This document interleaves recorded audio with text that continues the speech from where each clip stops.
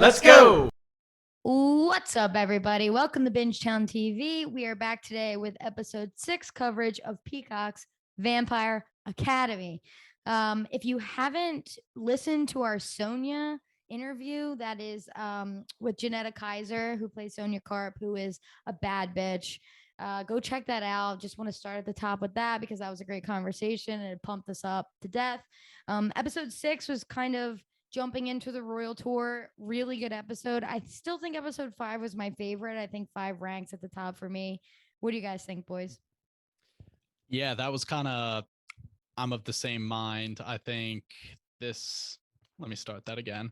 I'm of the same mind. I think episode 5 was definitely better, and that kind of had that high intensity. The novices are on their own. You don't know what's going to happen. So the stakes were a little bit higher. I feel like this episode 6 focused a little bit more on the political maneuvering and just kind of some separate storylines there. But again, like you, I thought it was a really good episode. I was thoroughly entertained. And speaking of that Geneticizer interview, this was kind of an important episode for Sonia. I think there's going to be some fallout from her actions in here. So definitely check out the interview. Yeah, it was cool because Janetta knew the material so much.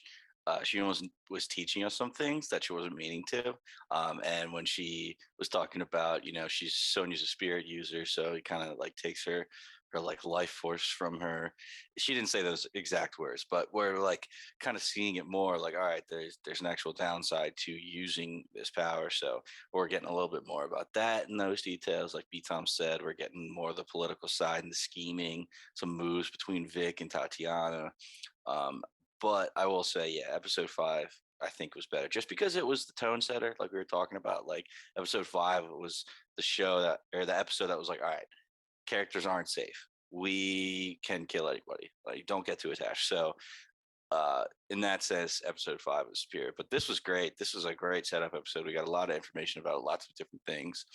And we got a lot of smooching too, and that's always good. We got lots of people smooching. Love a smooch. Shout out Mia and Meredith. Finally clenched it. Love to see it. Clench.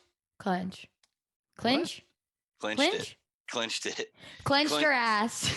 You clench your butt cheeks and you clench the clench the title.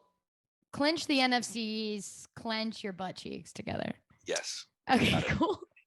Moving on here. I don't know. A lot of clenching going on here.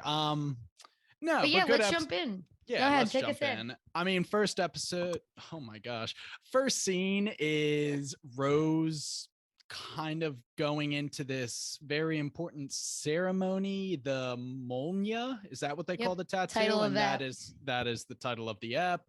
And we're kind of getting flashbacks of her relationship with Mikhail. It finally highlighted their little secret foot handshake thing. So now it didn't go over my head like it did in our last recording. But, she's reading this email from Janine saying, sorry, I can't be there, but this is a rite of passage for Guardians, the getting your first Molnija. It's like very, very important. I'm proud of you. I don't think she said I'm proud of you because her mom's like never proud of her, but like, I read between the lines. It's a big deal, but while she's at this ceremony, she's getting flashbacks of Mikhail and she just runs out. She can't do it. And that leads us into a conversation between Lissa and Rose where they're just kind of catching up. And it's like the typical Lissa telling her, oh, don't blame yourself, Rose. Mikhail turned Strigoi. It's not your fault. You had to kill him. And then they start talking about Jesse Zeklos and kind of getting the ball rolling on what Lissa's plot line is going to be rolling into the Royal Tour this whole episode and seeking out the Saint Vladimir expert. Can I have a controversial opinion here? Not allowed.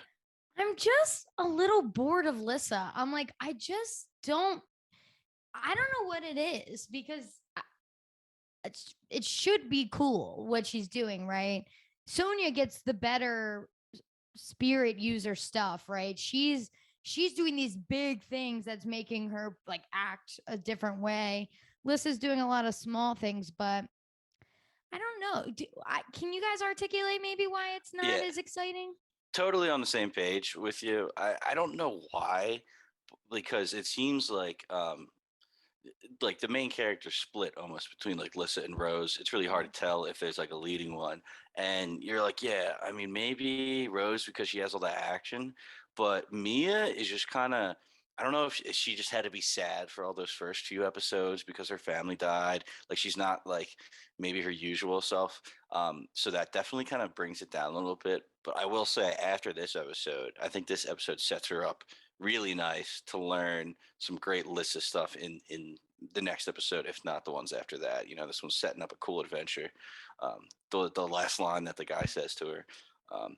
But yes, I agree. I mean, if I had to like, I kind of roll my eyes a little bit when the Lissa comes on the screen because I know that storyline's not going to be as great as Rose or everybody's, but I think it's building up to be something awesome at the end of the season. And I think it's less exciting because she's trying to do it the right way. She knows that these powers have downsides. So she's like treading very lightly, like seeking out the experts so that she doesn't do anything wrong. Whereas Sonya doesn't know any better, or maybe she's just at a point where she doesn't give a fuck anymore. So she's just like going all in, healing whoever she can, whatever. But I was kind of touching on this in one of our previous recordings. She seems very much like an Elena character who was our main protagonist in Vampire Diaries, and she is very quick to go to the damsel in distress. She always needs, like in this episode, she was absolutely helpless in that tunnel scene. Like she couldn't do a damn thing. She was relying on the Guardians to save her. She is relying on Jesse Zeklos to get her quorum back. She relies on Victor to be politically savvy for her, and she relies on Rose to be her muscle. It's like she's not really, she has to get all of the information about her powers from this Adrian character. Like she herself is not making moves. Yeah. So that's why I think you're not like attracted to her like you are the other characters. But that's not to say she's bad, nor that she doesn't have sky high potential, because she has the coolest power in the game. Speaking of powers, I do want to go back on something I was talking about through episodes 1 through 5. I didn't realize how taboo it was to use your power, your elemental powers, as a weapon. Not even on people, just using it in general, apparently, is like really frowned upon. You know, Mia and Christian kind of talked about it on this episode when she says, "Hey, can you like teach me?" And Christian went on to say, "Yeah, my aunt came in and taught me, even though it was taboo." So I'm like, "Oh, okay. Is it taboo?" I didn't know it was because your family went Strigoi, but it was like, no. It seems using your elemental powers as a weapon in any form is a sin that you'll get your markings on that Mia did. So I was complaining, why isn't Christian using his flames on the Strigoi? You probably not supposed to. Lean, do you have any thoughts on that? Yeah, I do. I mean, this next scene is all about that, right? Mia gets in trouble because of the Jesse thing. Last week we said it'd be pretty sick in character building if he doesn't like narc on her. And then here he is. First, Mia's getting ready to go to the royal tour. She's very like Anne Hathaway in Devil Wears Prada. Get taking notes from Meryl Streep and knowing exactly what to tell her in her ear before she walks up and says hi to somebody, things like that. And then Sonya ends up going. But yeah, so Victor's husband, I cannot remember what the other dad's name Robert? is. Maybe, yeah, that actually does ring a bell. Robert, maybe Robbie. Robbie's like magic is forbidden, right? So that actually just confirmed what probably Sonya, or not Sonya, Janetta couldn't tell us, because I said to her like, "That's annoying. Like, fight for yourselves, you wuss." And then, and then now we know that just fighting and using it for battle is a sin. I think they can use it in different ways, but I don't think they can use it to like hurt as somebody. a weapon. I think is their verbiage. I feel like that can't be right though, because is it taboo to use it as a weapon against Strigoi? Like, it was definitely taboo for Mia to use it against a royal. I just feel like royals can't have limitations on it. Like that would kind of not make a whole lot of sense. Maybe it does though. I feel like in the context that Christian said it, it wasn't enough to confirm that that is the law of the land. Well, I mean, he straight up says, you know, my aunt came in and taught me these powers, even though it was taboo and we're not supposed to. Well, I'm wondering if that's like what you said. Maybe it's just because his family was no longer Royal Moroi because they went Strigoi. Okay. Also, Robert here, when, you know, the dude comes in, summons Mia, he looks at me and it was like tell me you didn't use your powers. Yeah. Using your powers in the form of a weapon, is taboo, like is a sin, I think he calls it. Yeah. You did call it a sin.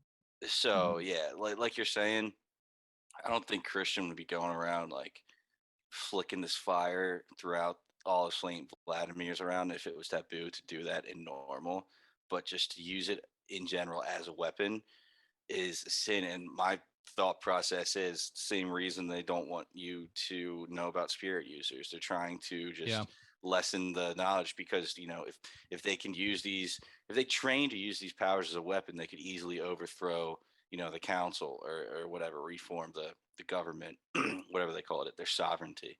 So it's just another form of suppression, it seems like. I buy it. Me too. So now we kind of go on tour, right? Mia's pissed. Sonia, Um, hops in.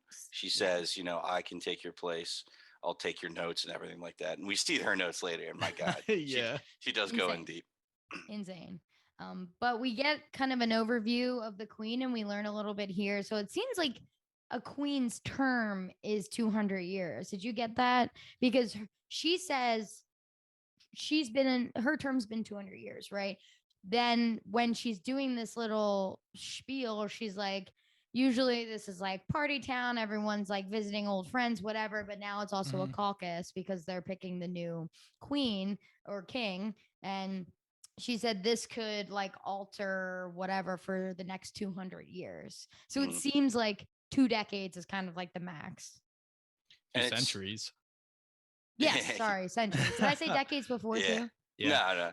I'm not sure if that was just how long she happened to be alive and ruling, or what was the other point there?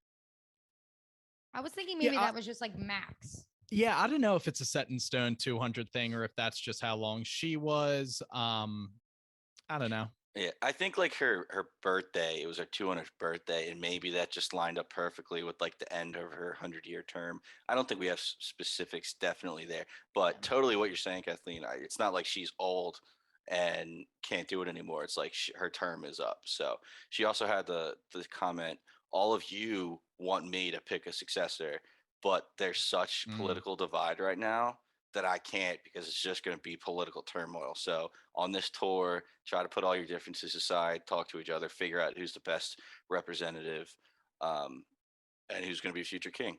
And Tatiana and Vic look at each other and they're like, "We're not going to get along. We're not setting party differences." Probably a good move by the queen to just not get any blood on her hands, but I'm sure she knows that this royal tour is going to be a bloodbath if like all of these two sides are just button heads with each other the whole time.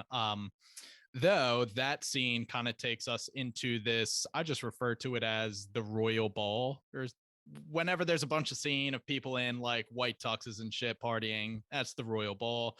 And this is where we see Lissa kind of ask Jesse and then petition to Lord Zeklos asking for an invite to, what is it, the Ivashkov Trust Foundation party, which is where she can get some one-on-one time with Adrian, the St. Vladimir expert. But this is where we see Sonia use her empath abilities because she can't make sense of Mia's notes on the iPad. She's like, fuck it, let me just see what I can find. And she discovers, one, that Jesse is terrified of her dad, and two, that Lord Zeklos is really ashamed of Jesse being his son. And she communicates that to Victor just for some political ammunition. Yeah, she's looking through the notes and she's like, "If red and blue go to purple, if purple and green go to yellow," and she's like, "Oh, I can't do this. Fuck this. I'm just going to close my eyes. Because that's so much better." And it worked. And she saw their auras, and it was pretty cool. And if you did pause on the slides a little bit, she did, slide past Dane Zeklos, Jesse's father. We learned that their elemental sign is air. I don't know if we knew that before, but that's just really cool. And then it goes on to the little description about him, and Mia saying, yeah, he looks like the perfect, representative of the household on the front, but if you turn to the dark side of him, it seems like he will accept any payment if that means putting his political position higher up, and family is like a very, very last concern for him, as we can see. So it's just cool that they kind of threw that in there. Yeah. It is nice. It does teach us a little bit for people that are willing to pause and look at it. So it's really cool. And like we needed to know that Dane Zeklos is a dickbag, though. You We kind of already didn't saw feel that. the fatherly love when he grabbed his balls and said, "These are mine."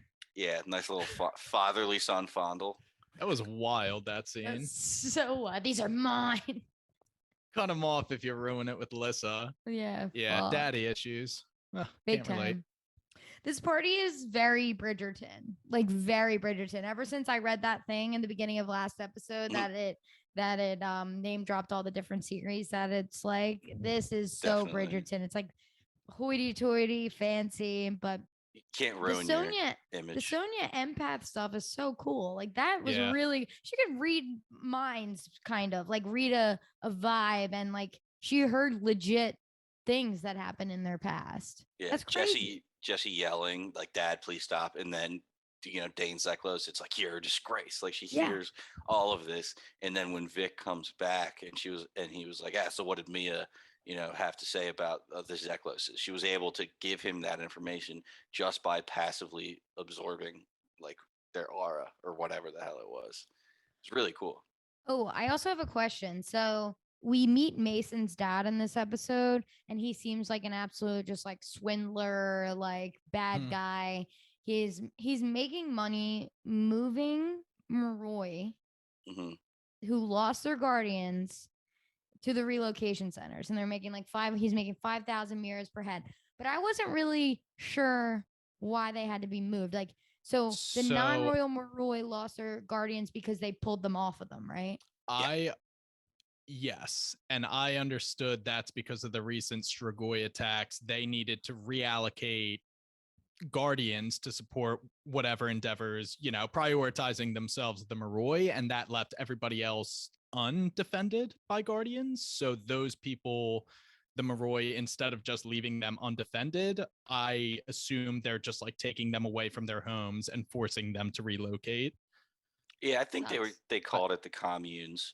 Again, we heard a lot about the communes, Mhm. and I think it's just a safe, quote unquote, place. And yeah, it's directly coming from or caused by Vic of the council when he kind of takes that deep breath and he's like, "What if we remove the guardians from other Mm. Moroi?" Blah blah blah. So, and they said that line like, "Even your husband would be unprotected." So I'm just waiting for hubby Robbie to be attacked because he doesn't have a guardian, and Vic is going to be like distraught with himself. Yeah. And this is, we see who's there? Rose Tatiana. Tatiana Meredith. is there talking to her advisor, and essentially they're just like, we may have underestimated Sonia Mhm. Karp, because they see her talk to Victor, and Victor immediately take her advice. They were like, Mhm. he is targeting your base. Like Dane Zeklos could flip all the votes and you would lose. And Mhm. so Tatiana just goes and was like, all right, let me plant my poisonous seeds. She was in rare form this whole episode. My Yeah, gosh. like we didn't want to hate her anymore. Like she goes up to Mason's dad, saying, "Oh, more guardians in the field to protect the royals. Like that's the right way. Like you're doing it like the proper way." And this is when the guardians, so Rose, Meredith, Eddie, some other scrub, they're all secretly talking about, or they're whispering to each other about what they're overhearing, and Eddie's giving Rose the information that this is Mason's dad and he's a total dickbag, totally abusing his situation and people that need help. Also learns that Rose learns here this is what's happening to all the Moroi that are losing guardians. They're actually being relocated and he's in charge of it. So she's like, oh, wait, this little village isn't that where Mikhail was from? And they're like, yeah. So she somehow is able to just walk to this guard, is like, hey, I killed a Strigoi, even though I'm a novice, put me where I want to go. And he's like, whatever, just fucking talk to head of security. And she's like, who the fuck's that?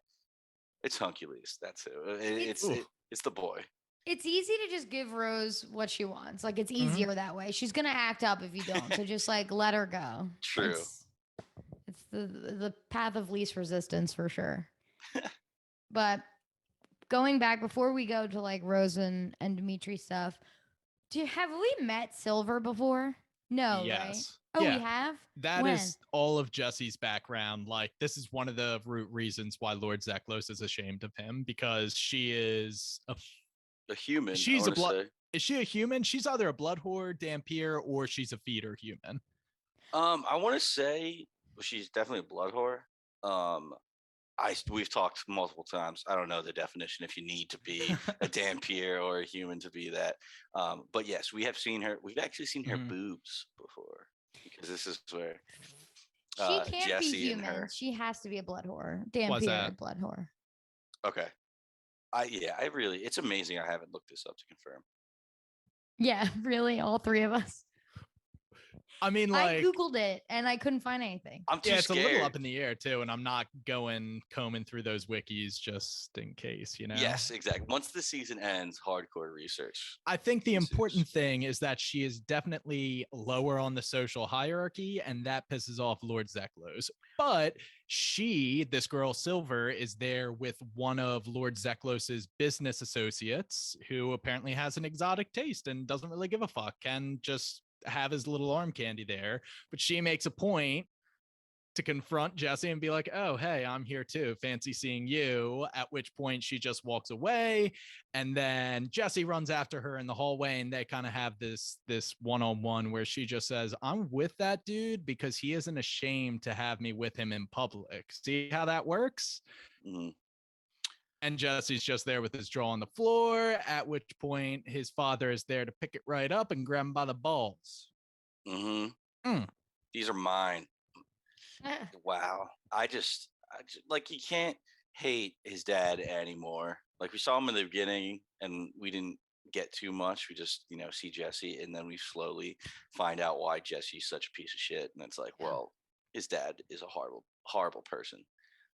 And yeah, she had that that great line where she just shuts him down. He's like, hey, why don't we ditch that guy and come explore with me? And she's like, no. And I was like, damn, what a shot to the ego. And it's directly related to this, and his dad grabbing his nuts that he walks back in, goes to his guardian entourage, and is like, we're leaving. I'm not staying here. This is bullshit. So what's the vibe on this Jesse Zeklos character right now? Do we think he's going to undertake some character growth? Like, at some point, is he going to turn the corner and just be a good guy, or do we think it is just down and down and down for this guy? Yes, I gotta say, I am hoping so much for a turnaround, because they're showing him first. They introduced him as a dick, and they showed why he was a dick, and then they showed him kind of standing up to his dad at the end of this episode. So I'm hoping he turns around. I'm hoping he goes to Silver and was like, look, I was ashamed to be in public with you because my dad was ashamed of me to be seen in public with you, and all this other stuff. He was like, everything I tried to portray was because my dad, and I don't give a shit about him. Let me suck your neck, or something like that. Yeah. No, he has to have a redemption arc. Yeah. But we ain't seeing anything yet, because his next move being like, we're leaving now, to the 4 guardians or novice guardians, just like asking for trouble. So fucking annoying. Everything he does is so annoying. So I like to think that he forced Lissa to leave, and Meredith made the call, like, let's follow these two and see how this plays out. I like to think Meredith didn't have to do that, but her instincts as a guardian flagged that something was wrong, and she followed. Oh, yeah. I mean, they had to. Like, the guardians in them were like, fuck. They had to go. Are they attached to them right now? Like, are they their guardians? Like, shouldn't they? They're Royal Moroi. Shouldn't they have their own legit guardians? No, what's his face? When Rose went out and talked to that dude, when she demanded relocation detail, whatever, he was just like, no, all novices are supposed to guard the party right now. Like, that's where you're at. All the real guardians are out there. They're just supposed to watch the tour happen. Yeah. So yeah, I guess they were just. I don't fucking know. They were Saint Vladimir's guardians, so they were just following wherever the Saint Vladimir people went. Speaking of Saint Vladimir, back there though, we get Mia getting her punishment. Ooh. We have them up on the altar. But I wonder if we know anybody behind the weird masks that we couldn't really see through, that looked a lot like Squid Game. It did. Yeah, for sure. I was thinking that. But yeah, like some priest or monk speaking Old Moroi saying, like, please forgive this water elemental user for using her powers as a weapon and being disgraced and breaking sin, and she just gets on the back of her hand, on her palm, on each hand, she gets some sigil. Wild. Paul, you mentioned it in one of the previous recordings that the monks, you can't wait to learn more about them. I group these dudes with the Squid Game masks on that. I feel like they're the great unknown of this series. Like, what is this religion going on in the background? Who are these people in this full garb? Whatever, we'll stick a pin in that. It's definitely gonna be big because Tatiana talks about like our faith, and the monks like are assuming their religion and their faith. Yeah, I mean, and run everything. All the schools are named after Saint Vladimir, Saint Ignatius, so their faith means a lot to them. But like I said, stick a pin in that. Another thing, we were talking Professor Umbridge in the last recording. You want to talk Professor Umbridge? This is the exact same punishment. Wow, I didn't even put that with together. the freaking pencils on the back. Yeah. Wow. Yeah. I forgot about that. It's been a while since Harry Potter, Order of the Phoenix. Yeah. Wow. Mia's looked a little bit worse, if I'm honest, but still, neither look great. I didn't think it was gonna be branding. I thought they were just gonna shove something straight through her fucking hand. I was like, ah. I was glad it was only a branding, honestly. At that point, I was thinking the worst, but that sucks. After her branding, though, we go to a scene where Christian's just walking with the feeder, who we've now seen several times. And essentially, he's just venting really about everything, about Lissa, about the Strigoi, et cetera, et cetera. And this feeder essentially just gives him a smile and says, oh, of course, anything for you, anytime. Is this woman sus as all hell?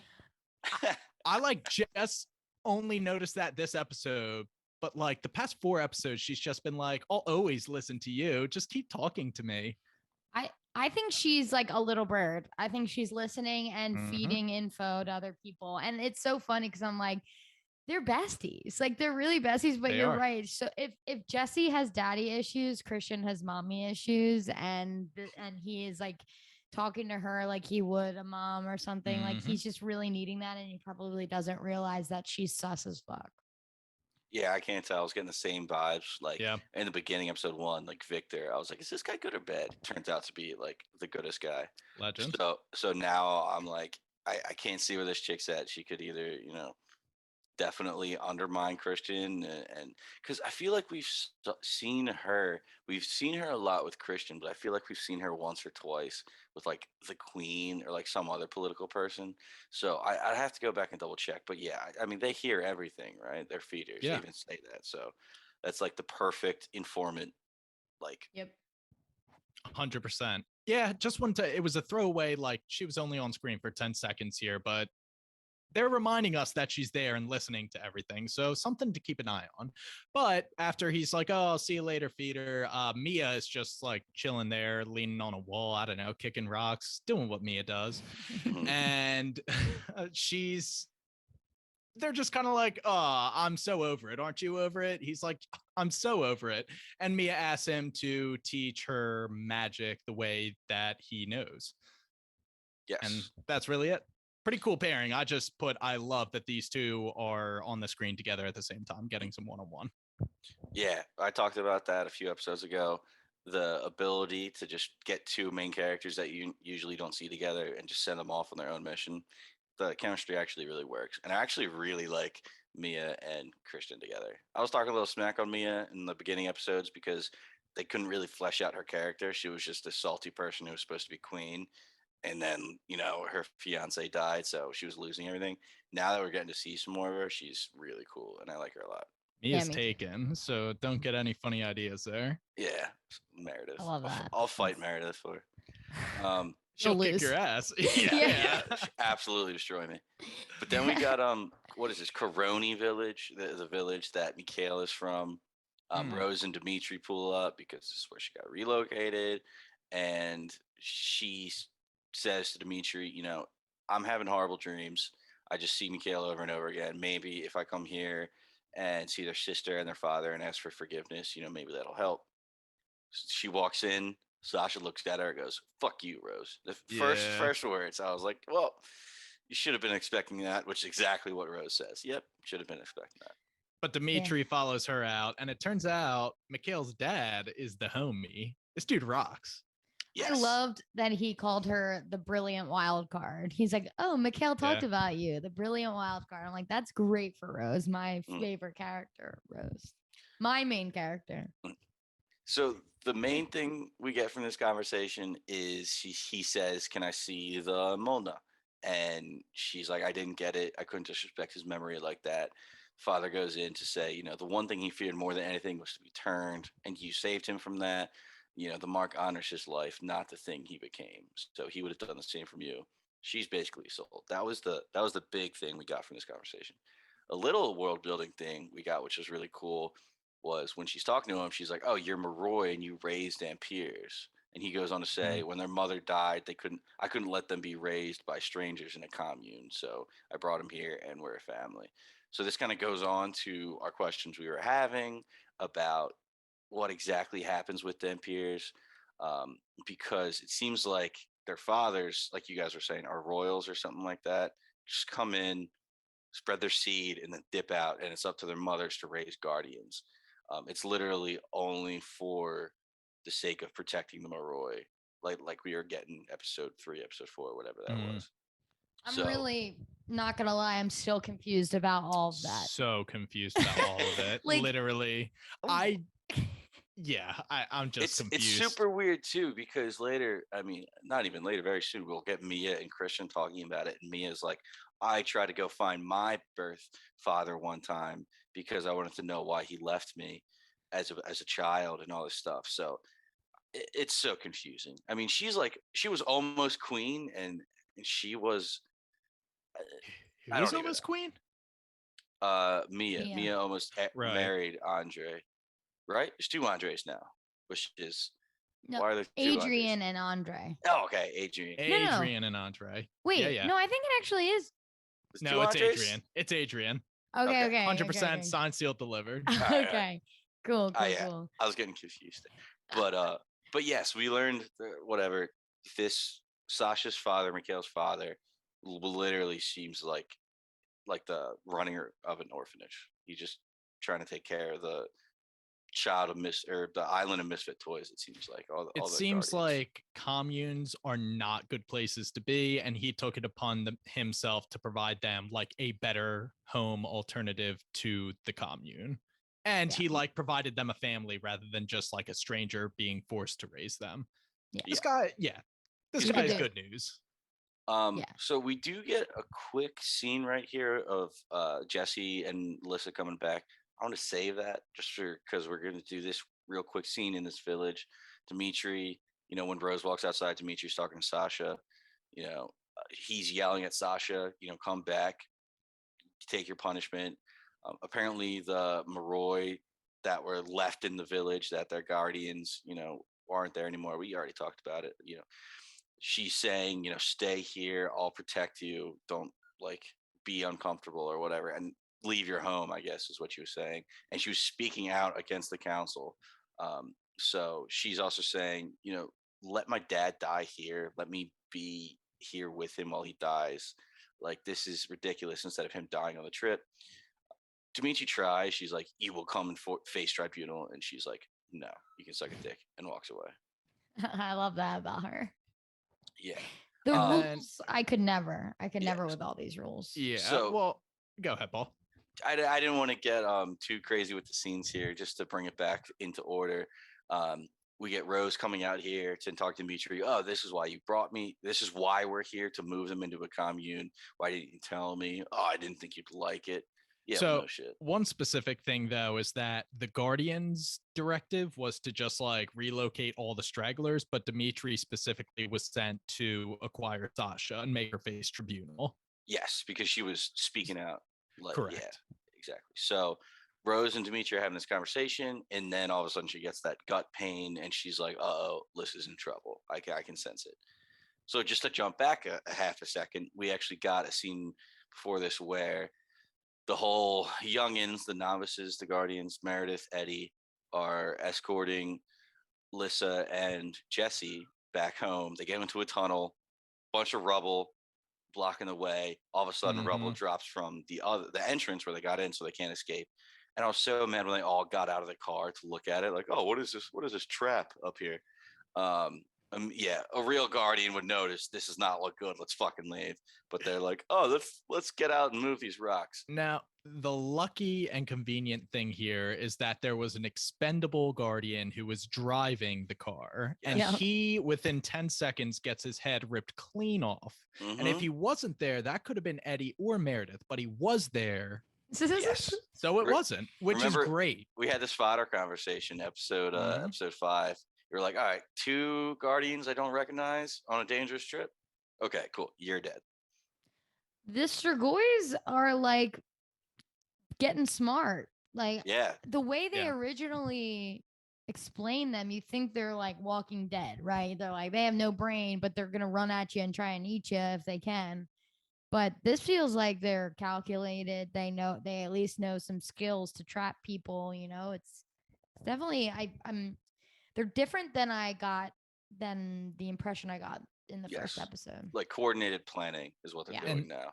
Now we do still, after the St. Jude massacre, we were speculating that they had help on the inside. That could still be the case. Like someone non-Strigoi is helping them coordinate this rubble or whatever.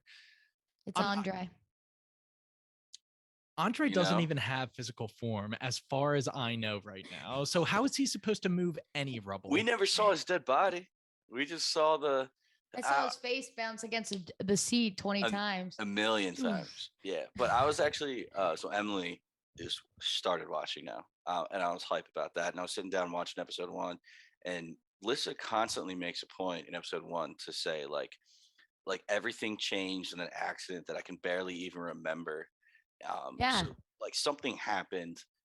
We didn't see where the bodies went. We didn't see them burn, I don't believe. So who knows? Maybe it is Adrian out here. Did I say that right? Andre. I was gonna say Adrian. How dare. Jason's gonna have a fit. I'm sorry. But yeah, so we do get an Andre sighting. Do we want to? I mean, first of all, let's say Meredith gets sliced up, and before Lissa can cure her, they're like throwing her on her shoulder and running away because they got saved by a bunch of other guardians, which was really good timing because she was about to get got. It was just a flesh wound, though. Meredith is fine, as we find out later. Yeah, honestly. But this is like the most Andre we've gotten. I think we get Andre twice this episode, don't we? Like maybe like a quick flash and then a longer flash. Maybe I'm thinking of last episode, but this episode we do get Andre, which is great. We get him twice, yeah. So the first scene is, I guess I can fast forward us. Once they collect themselves after this Strigoi attack, Jesse and Lissa just walk into a mansion. I'm not sure exactly where they are, but they confront each other, and Jesse's just like, oh, those freaking guardians should have been protecting us. And Lissa is just like, are you kidding me, dude? You forced us to leave the party before the convoy. Otherwise, we would have been fine. This is on you. Jesse once again gets like physical, and it's just like, we need to get married immediately because he just got like threatened by his dad. You see where he's coming from, but like you can't justify where he's coming from. And at that point, Lissa takes it upon herself to impulse him and just be like, get the fuck away from me, dude. That fast forwards us to her getting a nice little green envelope with the official invite to the Vashkov Trust Foundation party. And we see our boy Andre saying, that's my girl. Now go get it done. Love it. Yeah. I'm like wondering when they're going to bring him back in a like legit way. There's no way he's just here to be like, and then bounce every like once a episode. Like we need the full. First of all, I think we're gonna get the full ass car accident scene at some point, right? We've got to see that. And then I think that he's come on, right? You just want it so bad. I want it so bad. So do I. Don't know. Paul, thoughts, concerns, opinions? Sorry, I'm a little caught up because I feel like we missed 1 or 2 scenes. We did miss one. I was gonna okay, you got it. Get us right back. Cool. Yankus. I'm sorry, Paul, any thoughts, concerns on the whole Andre debate, whether he's alive, dead, ever gonna see him again? Do you even care? Definitely gotta have a big move coming up. He's got to be involved somehow. So I want to say he's alive because he keeps showing up. He's telling Lissa to go do something like through the dreams. I don't know if that was his last wish before he died, but like he has some type of plan or had some type of plan. So yeah, like right when he yeah, I think you said it, right when she gets the note, she's like, all right, like what's the correct verb? It's like, good, now like hold on. That's my girl. Now go get it done. Thank you. You're welcome. So yeah, he's got to be in it. Yeah, I feel like clarity over exactly what happened, the car accident night, is like season finale territory. So I'm pretty good just waiting until then to see what's good. Like Paul said, we did miss a scene there, squished in between kind of the tunnel attack, and that's where Christian is just teaching Mia how to use her powers. Honestly, the CGI, whatever you want to call it, is pretty decent. No complaints there. She's like got her little water bubble. And her complaint is that it keeps like running away from me. The same thing happened with Jesse. Like my powers are getting away from me. Christian just like gets a little fireball, which is dope. I wonder if they told him to do that crazy shit with his hand or he just did it. Either way, Christian, you're killing it, dude. And this is where we get the backstory that he learned everything from his aunt, even though it was taboo, and it really helped him cope with his parents going Strigoi. Like that's just how he got through it. He poured himself into it, and that's how he got so good. Yeah. And then we also get the reveal, or Christian gets the reveal, that Mia is aware of the whole your parents are still alive and they led the attack on St. Jude's. Mm-hmm. Not a lot of people know that. If you want to confide in me and just talk about it, I'm here for you, which is awesome of Mia to do. Yeah, like I said, Mia's great. Like I agree. She's on the way up. They even have a line where when Christian pulls out the fire to dry them off, she's like, "Thank you," and he's like, "Oh, I think that's the first time I ever heard that." And she's like, "I'm not that bad, or I don't mean to be." And then it's like, all right, yeah, I get it. You did have like pretty much your life completely diverted off of one night, so you can be annoying and complain for a few episodes. Yeah, I mean, she just says like a perpetual chip on her shoulder. That's just her character. But Mia makes her a softie, and it's real. Or Meredith makes her a softie, and it's good stuff. But isn't this when Sonia calls her? She gets a call from Sonia. Sonia's skin's turning black. There's like the next scene, but it's a continuation of this one. They're just still like kind of gapping about their parents, and Christian's just like, I have so many questions for my mom. Like, why would they do that? And Mia's just like, you can't be so naive as to think like they just wanted to live happily ever after as Strigoi with you. Like, you got to be realistic about the situation. That gets cut short by the phone call where Sonia just says, "Hey, Mia, something's happened to Meredith," and Mia's out of there, drops everything she's doing. One thing they did. She looks right at Meredith all effed up and is like, "This is what Strigoi do. Like, do not forget." Yeah. This is yeesh. Yeah.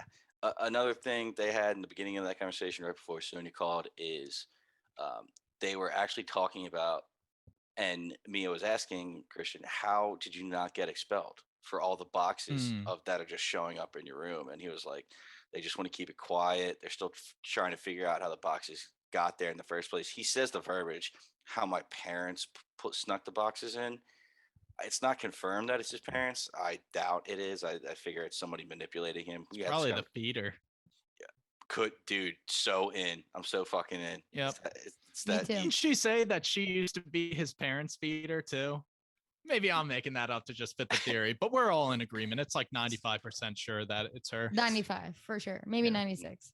I'm in. Just reel it in a little bit. Seriously, 1%. Don't be Make crazy. It easy there. And then we get the second best scene of the episode.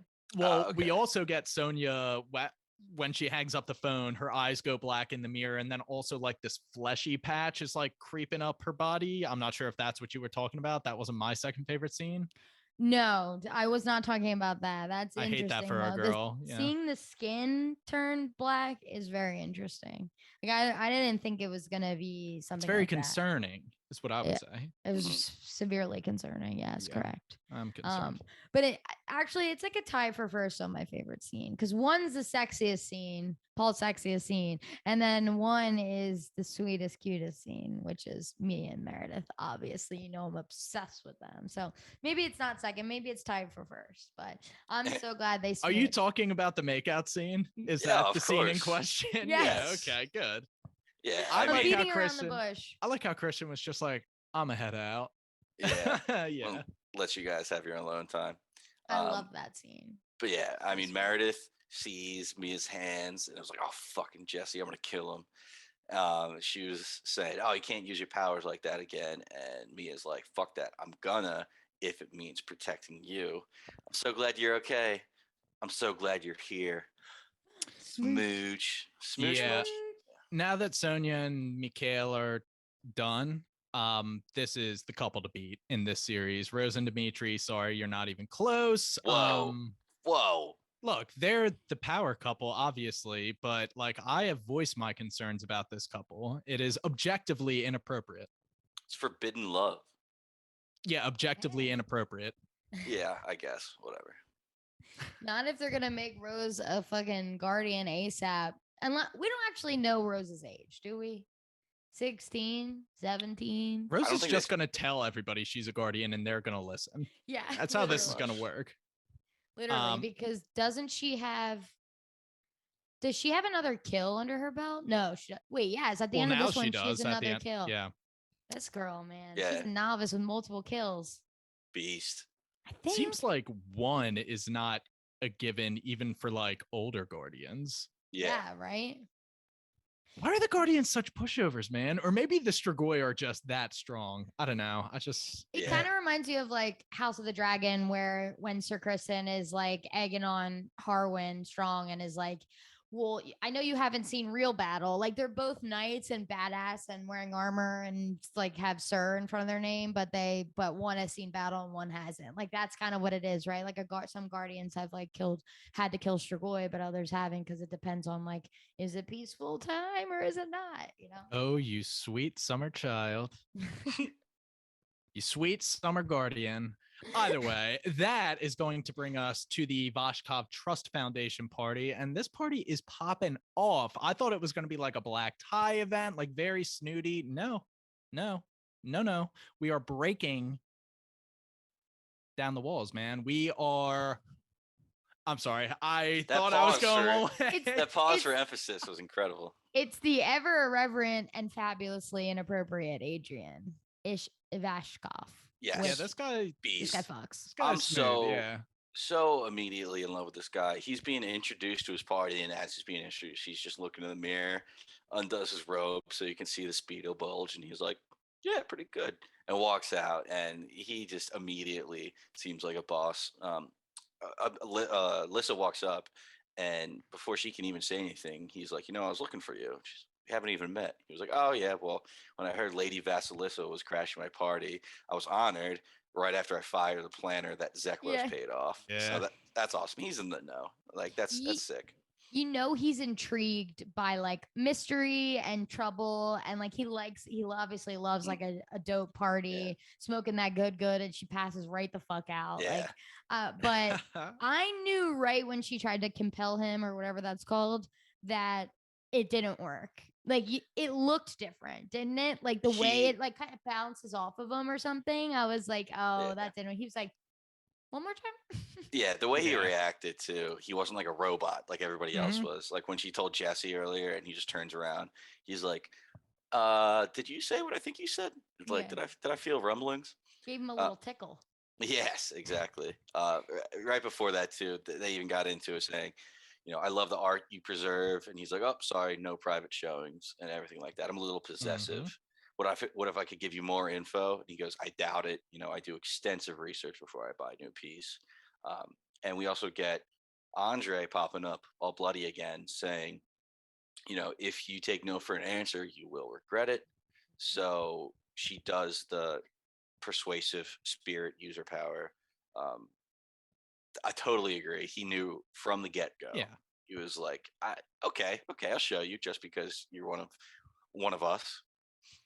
Seems like he wanted her to do that to prove that, like, maybe he heard some whispers or something, and like someone who was like really insanely into this, maybe they have the spirit user power. You know what I mean? Like he needed her to prove it to him type I deal. kind of thought he realized right in the moment, like he was expecting to just reject her request, and then she said that. He was like, wait a second, one more time?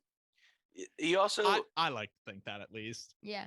I kind of skipped over it, but he also had the line. He was like, when I heard the last surviving Dragomir was coming to my party, I was intrigued. So maybe he recognized, because he does so much research, he knows the Dragomir name. He knows Saint Vladimir was a Dragomir, I'm pretty sure, way back in the day. I could be making that up. I don't know No. if that's ever been defined. Yeah, well, it sounded good in my head when I made it up. Vladimir Dragomir? Nobody would ever name their kid that. Yeah, it sounds good. But anyway, maybe he knows in the lineage, in the Dragomir lineage, maybe there was a spirit user, so he was intrigued. Blah blah blah. He is very much in the know, is what I was trying to say. Well, the Dragomirs have some clout. I feel like people in the community would just know Lissa, the last Dragomir. I don't know, maybe not. Anyway, but they do go down to the collection, and Lissa is kind of fixated on this other wood panel, and we saw her looking at a similar wood panel back at St. Vladimir's. And she notices that, oh, is this like part of the same set? He says yes, they make like one whole altarpiece. I haven't found all of them. This one is depicting Saint Vladimir entering someone's dreams, and I was just like, yo, that's a pretty cool power for Lissa to know. And then he's kind of like, do you want to see the centerpiece? To which he shows her, and it is Saint Vladimir, but in the depiction, Saint Vladimir has what she calls the darkness in his eyes. So I feel like that was just keying. I feel like that was signaling to Lissa that Saint Vladimir had the dark eyes, so it's okay. Which is not probably the correct takeaway, but that seemed like what she was taking away. I don't think she thought it was okay. I think she thought it was like, oh shit. Oh, he had it too. Yeah. I don't know. Could be either way. Honestly, great for her for picking up. The reason she recognizes that the two pieces went together was because of the hinges. You know, these hinges match once back at St. Vladimir, and he's like, wow, you got a pretty good fucking eye, because they actually went together. And it feels like this altar piece is almost like a map, right? Once you get all the pieces together, maybe one will be a little key to help, you know, get through all the other hidden information on all the other panels. So I really liked it. It's a really cool idea. It reminds me of Poneglyphs a little bit from One Piece. A little bit, yeah. Out there, yeah. What else was I going to say? Stop touching the fucking art, Mia. God damn. Yep. Every piece she walks up to, she's like, oh, let me feel the strokes. It's like rule number 1, keep your fucking hands in your pockets. She really is touching the art. I was like, stop. Yeah. Yes. Stop. Yeah, good call, Paul, because I would stop the same thing. Thank you for saying that. Yes. So that will take us back to the royal ball, and this is where Tatiana is just egging on our girl Sonia, essentially just like, oh, it's such a shame what happened to Mikhail. Once I'm queen and I implement better training procedures, we'll be able to identify people that aren't competent fighters so that this won't happen again. Like, oh yeah, Mikhail was just unfit for field duty. And Sonia's just like, he was a great guardian. Shut your fucking mouth. Yeah, that was like fighting words. Those were like, Tatiana's ready to fucking fist fight, and she's talking to the wrong girl, because Sonia will literally rip her head off. She will black out and rip your head off. So he was one of the best guardians, and Tatiana's like, maybe it's best to remember him that way. It's like, dude, literally get punched in the tit, because she was pissed me off. She's such a bitch. So before that gets we kind of jump around a lot here. I actually want to jump back, because I think we did skip one quick scene between Rose and Sasha. Okay. Back at the village. Sasha's chopping wood, and Rose comes out to apologize, because she didn't apologize to her yet, just her father. And they're talking, the fire's meant to scare off the Strigoi because they will come tonight. And Sasha's like, yeah, that's true, but no, this is actually for my dad's funeral pyre, because my dad's not going to make it through the night. Rose is like, you know what? You shouldn't be out here. go spending time with the father. I'll take the watch protecting the village. Fast forward to present, and we actually get like the perimeter fire now. Rose is in the middle, and Dimitri comes out and is like, "Yeah, it's a good idea." Um, and they're talking about, why is Rose doing this? Dimitri's like, maybe you need this fight. I know you're hurting, and I do anything to make it stop. Well, Rose's feeling she get is not a feeling that every guardian gets. Like that's a special thing. She Yeah. was like, they're here. That is not something that Yeah. the rest of them get. Going back to episode 1, I mean, when her and Lissa are running in, they're almost at the ward, and then the Strigoi attacks because, they stayed out too late. She gets that really sick pain, and then she's like, we're in trouble, and then a Strigoi drops down. So it's like totally like a spidey sense. It's so weird, but it's not only for Lissa. It's like also for around Yeah. Rose. So she can like tell when Strigoi are coming. Feels like she almost has like the Sonya empath spirit thing from Lissa. Like she has just a bit of Lissa's spirit user shit because of their deep connection or whatever it is. Definitely a nifty skill for a guardian to have. Right. Yeah. Pretty good there. And I don't understand how Dimitri doesn't ask more questions about this pain. I was trying to think, is this the first time Dimitri would have seen her wince in pain from a Strigoi? Because I feel like all the other times he came after the Strigoi have already attacked. So I would be disappointed if he doesn't ask about it next episode. Yes. Like, what was up with that tummy ache that you had right before the Strigoi came? Yeah. And how did you know they were here before you saw them? Although maybe she threw him a bone just to like get him off the scent. Who knows? Yeah. Maybe take her shirt off to distract him. Because that's what she did later. Exactly. That's what I meant by throw him a bone. But yeah, so the funeral pyre is burning and Rose feels the Strigoi, and sure enough, the Strigoi attack like 5 seconds later. And this is where we get, I call it like an end of the episode montage, because they've been doing this a lot where we just flash between 4 people with music playing in the background. But it is Tatiana spitting her usual BS as like kind of the narrator in the background. She's like, oh, blah, blah, blah. With Victor's help, Mikhail Tanner was a traitor. And as she's kind of just spitting her usual BS, Rose and Dimitri are fighting the Strigoi. And Sasha joins in after the dude's name is Kieran, as Mikhail's dad dies. So all 3 of them are just fighting off the Strigoi. Lissa's eyes start turning black wherever she's at in the mansion, as do Rose at the same time. And then our third black-eyed person, Sonya, just goes absolutely goblin mode on Tatiana. Yeah, she just cannot handle Mikhail being called a traitor. Yeah, can I call them the black-eyed threes? Because that's just good. Absolutely if you didn't. Beautiful. Yeah, so when like it happened to Lissa, Rose was in the middle of the fight, got the black eyes and froze up. Sasha comes in and saves her. That's another time that we've seen Rose freeze because Lissa gets hit with the black eyes. I mean, we did it in episode 1 when she was fighting Mason. So did she completely freeze, or once she like froze for a second, did she knock him out like a better, more feisty fighter? So, is that the only one saying that? No, she definitely did. So like she had like the knife up, was about to stab Strigoi, froze. Sasha comes in, kicks the Strigoi. But the way that Rose bounces back, like she lands on her feet and like is on all fours and like looks up like an animal. So it looked like she was getting feral and angrier. So I'm with you there. Maybe it turns you into crazy fighter. Well, as we see with Sonya, it certainly turns you into similar to Strigoi. You just get that feral vampire rage. So maybe that's what's going on with Rose. First time Sonya pulls her fangs out. That's pretty cool. I love seeing the fangs. Just to talk about a little bit more what Tatiana was saying and really triggering Sonya. She was going back to the religion aspect, and she was saying our faith is the foundation of our government. We should not let it be run by the faithless. We can't have a sovereign who plays at basically what exactly Vic is doing. Like he has forsaken his commitment to the Moroi. Victor has invited Dampier to betray us by not protecting us. You know, his own daughter, Dampier, lover, betrayed us by allowing himself to be turned into Strigoi, like you were saying. Like brutal. That's just he betrayed us by dying and getting attacked and not being strong enough to fend them off. It's like, all right, you deserve to be getting bit. And unfortunately, Sonya balls out like B-Times was saying. But as we find out, all the press was there to get it.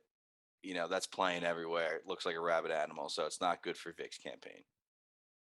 Or Sonya in general. Yeah, or Sonya's actually, well-being. because we get her on a bed with an IV drip. It looks like, so this is maybe more of that spirit user finally taking a toll on her and taking away some of her life force. Yeah, and Vic essentially just says, hey, I should have been keeping better care of you previously. I'm going to get you the help that you clearly need, because I guess he just doesn't want her to get sent away again, but he emphasizes, I'm going to protect you. Yes. We did in that montage, that crazy montage, there was a quick scene of Jesse Zeklos telling his dad that Lissa will never marry me, after all this stuff. Right, yeah. Yeah, his dad's freaking out saying a blood whore would be more use than you. So Jesse finally snaps and punches his dad. Mistake, because his dad fucking punches him right back and then starts whipping the shit out of him. And that's all we got for Jesse. So no idea where he ended up. It'll be good to see him in the beginning of the next episode. And then complete flip is Lissa getting high on some Earth user good. Dude. She just like goes unconscious. I thought that was going to be the end of the episode, but then the screen like fades back in and it's Rose and Dimitri watching Mason's dad like arrive at the scene in, what was the name of the village? Corneal or something? Corneye or something like that. Yeah. Corneye, whatever. Yeah. So Mason's dad comes to the village to essentially do what he does. He's like, make sure you account for everybody. I get paid by the pop, like per head. If the equipment can't fit, leave it and make sure everybody comes, because I get paid by the head.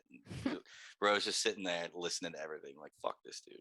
And Dimitri comes up and it's just like, yo, where's Sasha? It's time to go. And Rose says, I told her to run. Like, come on. And that was the right call. I'm not going to feel bad about it. You can't make me like, and I know that I'm right. And sure enough, the big dog, I don't know, it's just an unnamed guardian who clearly has seniority over Dimitri, comes over, asks for a status report, and Dimitri's just like, Sasha died in battle. So he totally covers for Rose.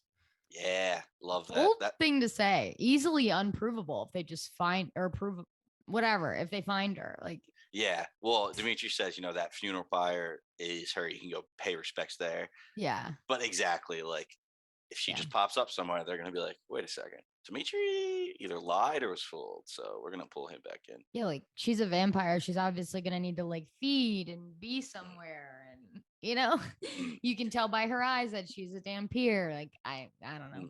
Whatever. This, we also got earlier Dimitri talking to Rose saying, like, I need to follow orders.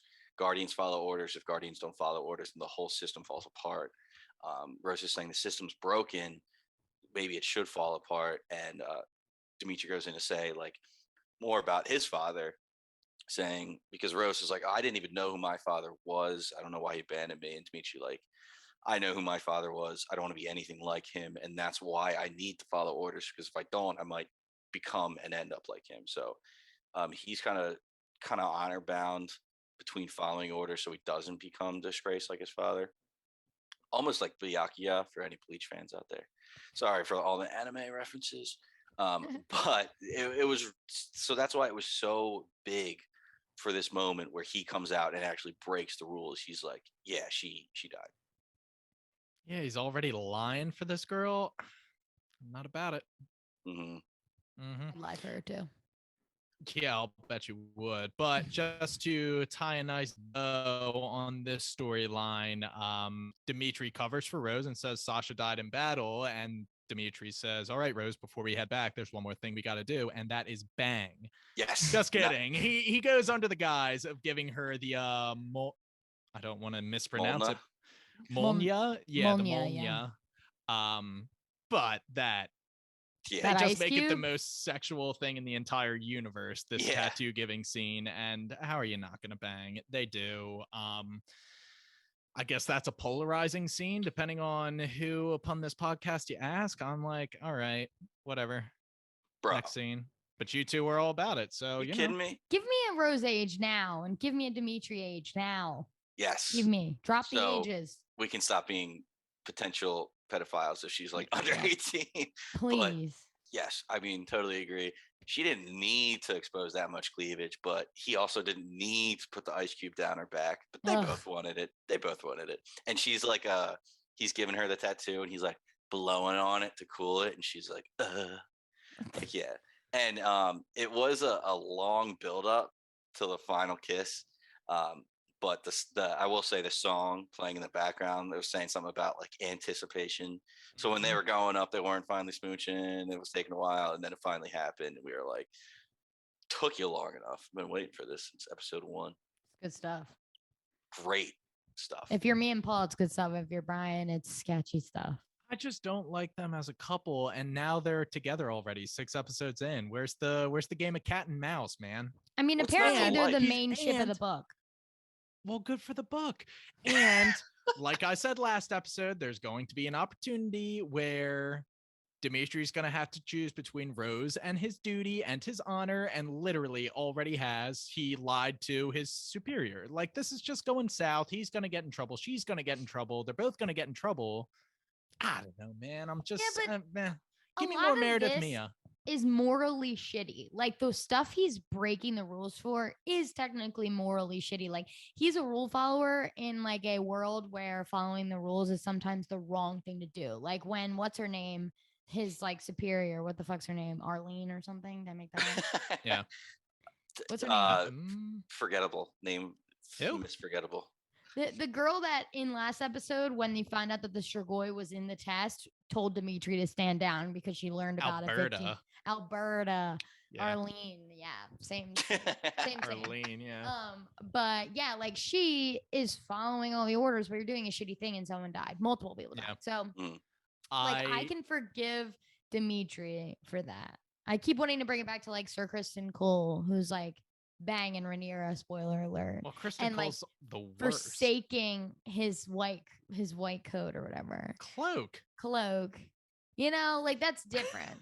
Actually, that rule's stupid too. Rhaenyra can bang whoever she wants. Yeah, Rhaenyra is kind of like Rose in that sense. She can just do whatever she wants. Anyway, I will end this by saying that I love Dimitri, and I'm starting to really, really like Rose as our protagonists. I think that they are a weakness for each other, which is honestly probably the point of this romance and the reason why it works so well to make a captivating book storyline, but I'm not about it. Whatever.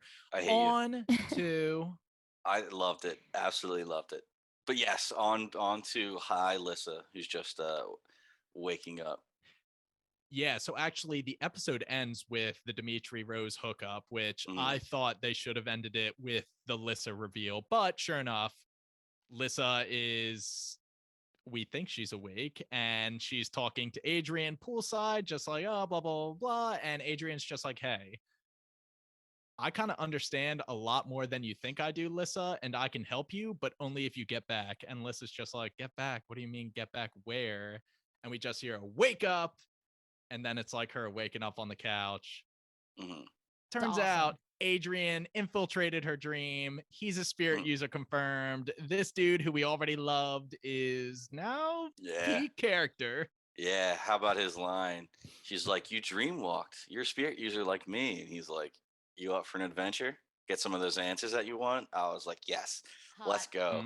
For both of the characters, honestly. One, he's the man, knows everything. Two, this is Lissa really starting to gear up for her great, I hope, great episode in this season. So who knows? Apparently Adrian is like a huge part of the books. Like everyone was like anticipating, like, where's Adrian? Can't wait for like the drop of the actor, like things like that. So yeah, he's gonna crush for us in the coming season. Sweet, love it. He better not start another goddamn love triangle. You know I hate those things. Because we actually got while all these scenes they were hitting us with like back to back changing constantly. We got one of Christian just sitting on the step looking down at the wooden unicorn that Lissa gave him. So he is super lonely, and all I could think about is they better not show Lissa going to this Adrian guy. But he's the man. I love him. He was like, "Yo, this is a special Earth user blend. Like, I don't think you could." And she falls asleep. But I was like, I always pictured myself as an earthbender from Avatar. When this started, I figured I would be an earth user. Like I need any more convincing that there's special Earth user ganj out there. Like hell yeah. Kathleen, what element would you be? Fire. Yeah. Fire. Yeah. I think of myself as a water guy personally, so we got a nice one. I'd be a spirit user actually. I have main character syndrome, so I would just be important. I mean, the way I always think about it is I always pick Squirtle, so that kind of goes against what I Let's go. You know, So like do I I. always pick Squirtle. If I had to do a second, I'd pick Charizard, but or not Mia's Charizard, water though, but and you love Mia, so yeah, I do love Mia. who knows? Anyway, anything else, guys? Good episode. 5 was better. Yeah. Ready for kind of the second half of this season to unfold though. I'm still very interested in what's going on. Agreed. Yes, this was almost like the come down episode. Still very good episode, but like you were saying, so much happened in 5. That's hard to follow up. But like you were saying, sets up Alyssa in a great spot. Sets up everybody in a great spot. So the only thing I'm not looking forward to is Rose's convo with Mason. How's she gonna break the news? Yikes. We can't do this anymore. So. Yeah. Yeah, I think there's still so much world building. This world is like really complicated and there's so many different things and they're really trying to fit it all in like this first season in these 6 episodes and Brian's doing this eyebrow thing. It's if you're watching, it's really good. So, anyway, that was our episode 6, Molnija. Gesundheit. Yes, great episode. We'll be back with episode 7 next week. If you like what you heard, give Binge on TV a follow on Twitter, Instagram. Give us a listen on anywhere you listen to podcasts, bingetowntv.com. You can look at all of our old episodes. You can find all of our old episodes everywhere. We've got like 250. We cover a whole bunch of stuff. Right now, we're covering House of the Dragon, Rick and Morty, Vampire Academy, obviously. And now we'll be covering Midnight Club. We just started watching. I love it. I'm down 1 episode so far. It's great. We'll be covering them in episodes 2 at a time. So we're going to try and crush those as much as possible because obviously Netflix is hard. It's one big drop, but we'll get after it. Speaking of Midnight Club, it's spooky season. So go back and listen to our Bly Manor and Hill House coverage because both those shows are dope. Black Eyed Threes is almost as good as Paul's 303 Don't Trust a Hoe from our Haunting of Hill House coverage. That was one of my all-time favorites. Forgot is it 303? Did I make that up? No, that's like the witching hour. Yeah. Yeah, but what was the Don't Trust a Hoe comment? I think it was 303. Yeah, it was 303. Yeah. Anyway, go check us out. We're Binge on TV. Thanks for listening. Love you. Woo!